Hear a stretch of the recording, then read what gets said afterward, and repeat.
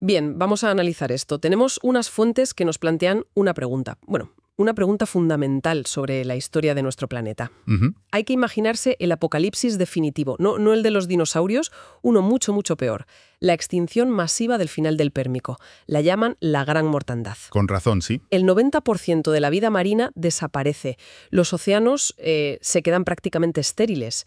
Y la pregunta es, ¿cuánto tiempo se necesita para que un ecosistema así vuelva a arrancar? Y la respuesta que todos hemos estudiado, la cifra canónica, era de unos 8 o incluso 10 millones de años. Un periodo de tiempo geológico que es, vamos, inmenso. Claro, Se asumía que la vida tuvo que volver a empezar casi desde cero, con un proceso lento, muy doloroso y gradual. exacto. Pues bien, la historia que vamos a desgranar hoy, basada en un estudio publicado en Science y sobre todo en sus materiales suplementarios, que son muy detallados, bueno, pues destroza esa cronología. Por completo. El epicentro de este terremoto científico es un hallazgo de fósiles absolutamente espectacular.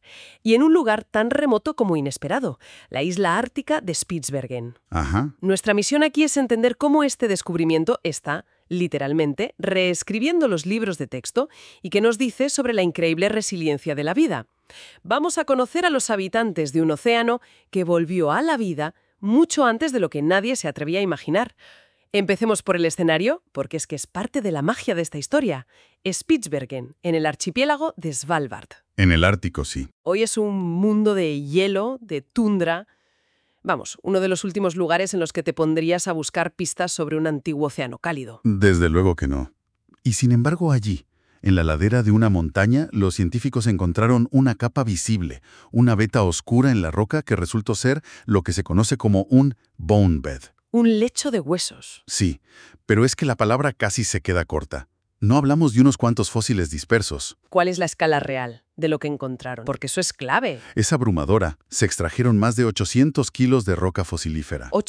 800 kilos. Hay que imaginarse lo que son 800 kilos de roca. Son toneladas de material que hay que embalar, transportar con muchísimo cuidado desde una ladera remota en el Ártico y luego pasar años en el laboratorio. Con herramientas de precisión, casi. Sí, como de dentista, liberando cada pequeño tesoro. De esos 800 kilos salieron más de 30.000 especímenes fósiles. ¡30.000! Eso no es un fósil, es una biblioteca entera. Es exactamente eso. Es una instantánea, una fotografía de altísima resolución de un ecosistema completo, congelado en un momento geológico muy, muy concreto. Y supongo que con un rigor científico máximo. Por supuesto, para asegurar la fiabilidad de esa foto, se excavó con un sistema de cuadrícula, documentando la posición exacta de cada hallazgo. Es un trabajo de casi una década, entre excavar, preparar y analizar. O sea, no es ir a coleccionar huesos, es reconstruir un puzzle tridimensional. Vale, y si abrimos la caja de ese puzzle de 800 kilos, ¿qué piezas nos encontramos? ¿Qué había en ese antiguo mar? De todo. Es que es un catálogo completo de la vida marina de la época. Encontraron desde lo más pequeño, escamas de pez de milímetros o dientes de tiburón, hasta huesos enormes de reptiles marinos. Y, algo que es fundamental para la reconstrucción, encontraron coprolitos. Heces fosilizadas, el sueño de todo paleontólogo, ¿no? Pues puede sonar a broma, pero son minas de oro de información. No solo nos dicen quién vivía allí, sino qué estaba comiendo. Cada pieza, de verdad, desde la escama más humilde hasta la vértebra más grande, es una pista fundamental. De acuerdo, tenemos la escena del crimen, un ecosistema increíblemente rico. Ahora vamos a lo que lo cambia todo. La datación. La vieja idea, como decíamos, es que la vida tardó unos 8 millones de años en recuperarse de la extinción de hace 252 millones de años. Exacto. Se imaginaba un mundo postapocalíptico con ecosistemas muy simples, de baja diversidad, lo que se llamaba un mundo de supervivientes. Un proceso lento. Lentísimo, donde los anfibios, los reptiles, poco a poco empezaban a aventurarse de vuelta al agua. ¿Y de cuándo es el lecho de huesos de Spitsbergen? Pues aquí viene la bomba. Ha sido datado en 249 millones de años. Perdona, 249, o sea, solo 3 millones de años después de la catástrofe. pero es que eso reduce el plazo a menos de la mitad. A menos de la mitad, sí, pero lo más revolucionario no es solo la velocidad, es la complejidad de lo que encontraron. Esto no es un ecosistema simple de supervivientes. Para nada. Es una red trófica compleja y totalmente funcional que resurgió a una velocidad de vértigo. Entonces, este ecosistema que surge, por así decirlo, demasiado pronto, ¿qué aspecto tiene? ¿Es un mundo simple, con 4 oportunistas? Para nada. Eso es lo increíble. Lo primero que salta a la vista son los depredadores. Hay una diversidad enorme de ictiosaurios, los famosos lagartos pez. Que no son dinosaurios es una aclaración importante. Muy importante, sí. Son un grupo de reptiles marinos completamente distinto que evolucionó en paralelo. Una convergencia evolutiva, ¿no? Exacto, una convergencia fascinante. Y en Spitsbergen los había de todos los tamaños y formas. Tenías desde cazadores ágiles de menos de 1 metro, como el Gripia longirostris, ¿Mm? que por la forma de sus dientes sabemos que seguramente perseguían presas blandas como calamares, Vale, los pequeños. ¿Y luego? hasta los pesos pesados. Hasta los pesos pesados, claro. Encontramos vértebras de Cymbospondylus, que, basándonos en modelos comparativos, nos llevan a un animal de más de 5 metros de longitud, un depredador ya de un tamaño considerable. 5 metros ya es un buen tamaño. Pero es que ese no era el techo. ¿Había algo más grande? Sí. Encontraron un fragmento de mandíbula que, extrapolando su tamaño, sugiere un depredador de entre 8 y 10 metros. 10 metros. Un auténtico monstruo marino que patrullaba esos mares apenas 3 millones de años después de que casi todo se extinguiera. Es que es alucinante. Pero supongo que no solo había ictiosaurios. Un nuevo sistema necesita más actores para ser complejo. Por supuesto. Y ahí está la clave de todo. Junto a ellos nadaban arcosauromorfos, que son parientes lejanos de los cocodrilos, que también se habían adaptado a la vida marina.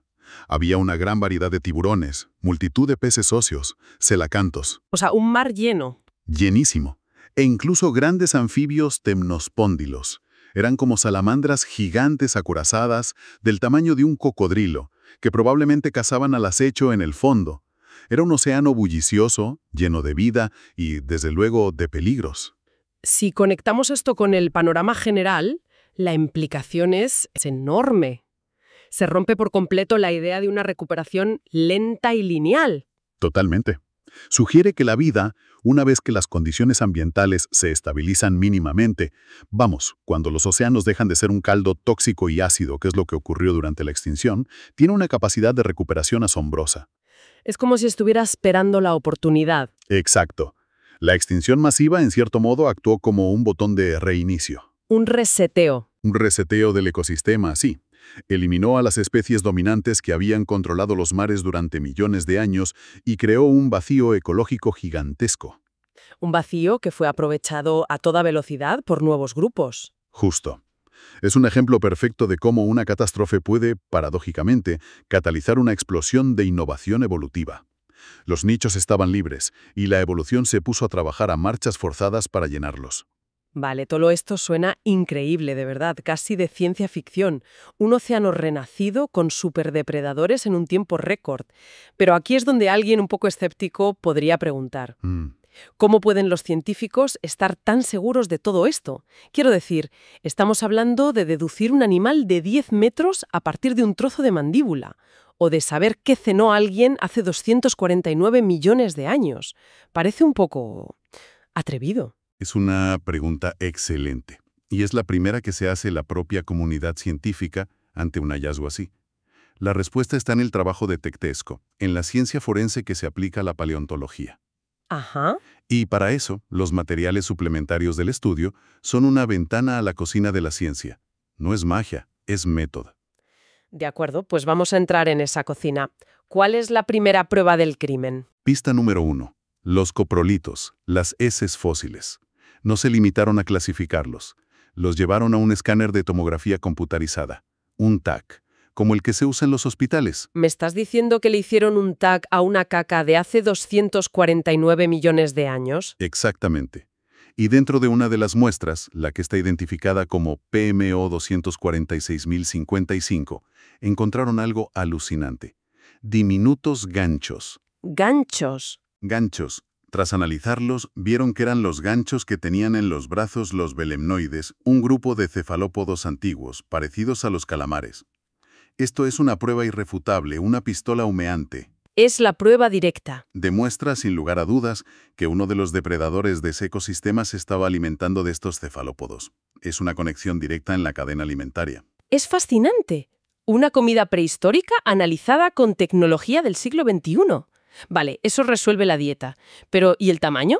Me sigue pareciendo un salto muy grande pasar de un hueso a un monstruo de 10 metros. ¿Y si ese individuo era, no sé, una anomalía, un gigante de su especie? Otra gran pregunta. Y de nuevo, no es una suposición, se basa en correlaciones estadísticas muy robustas. Los científicos no se inventan el tamaño. No es una estimación a ojo. Para nada. Lo que hacen es medir un hueso clave del fósil. Por ejemplo, la longitud de una vértebra dorsal o la longitud del húmero. Luego, acuden a una base de datos enorme que contiene las medidas de docenas de esqueletos más completos de especies emparentadas. Entiendo. Comparan lo que tienen, que es un trocito, con lo que ya se conoce de forma más completa. Eso es. Y al hacerlo, descubren patrones. Los gráficos que aparecen en los materiales suplementarios, en concreto las figuras S10 y S11, lo muestran perfectamente. ¿Y qué muestran? Pues muestran una correlación lineal muy fuerte.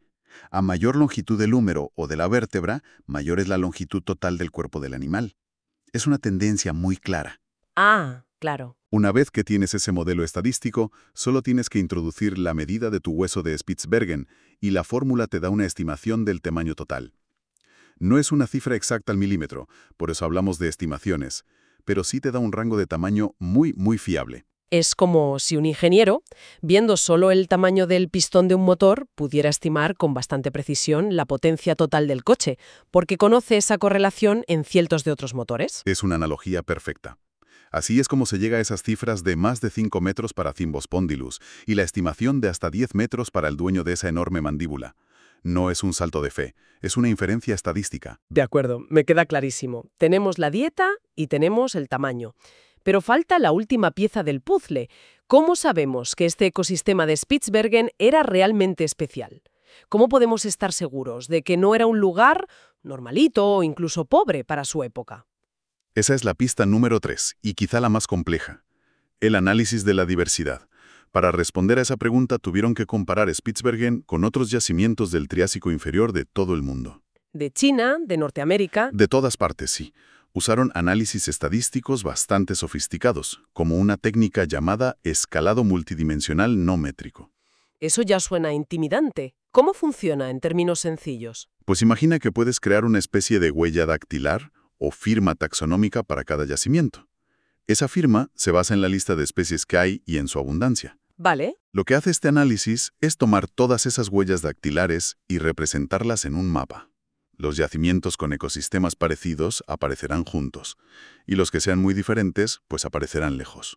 Como si agruparas a personas en una habitación según sus gustos musicales. Exactamente.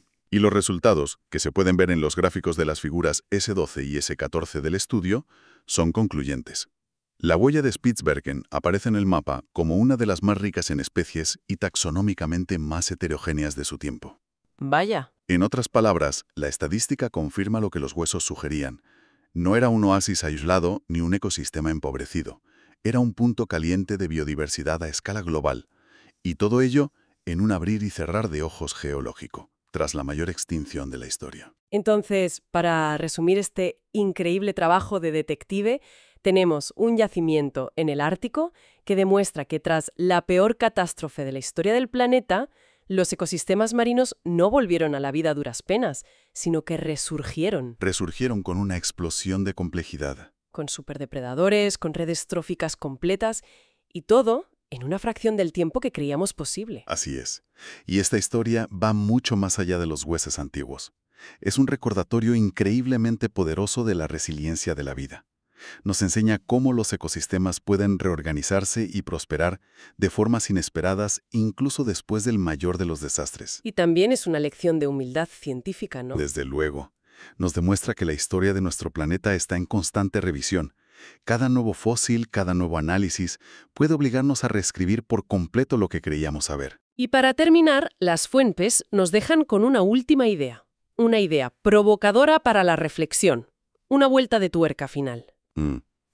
Se sugiere que la transición de los reptiles de la tierra al mar, el origen de grupos como los ictiosaurios, pudo haber comenzado antes de la gran extinción. Correcto.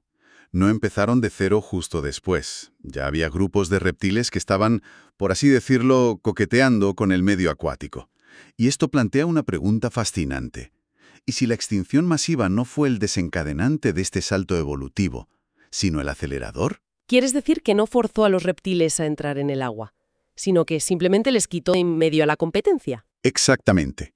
Es posible que la extinción masiva simplemente barriera a los antiguos dueños de los océanos, dejando un paraíso de nichos ecológicos vacíos para que estos grupos, que ya estaban experimentando con la vida marina, se lanzaran a la conquista. Es una idea muy potente. Quizás la puerta al mar ya estaba entreabierta, y la gran mortandad no hizo más que abrirla de par en par, desatando una de las recuperaciones más espectaculares de la historia de la vida.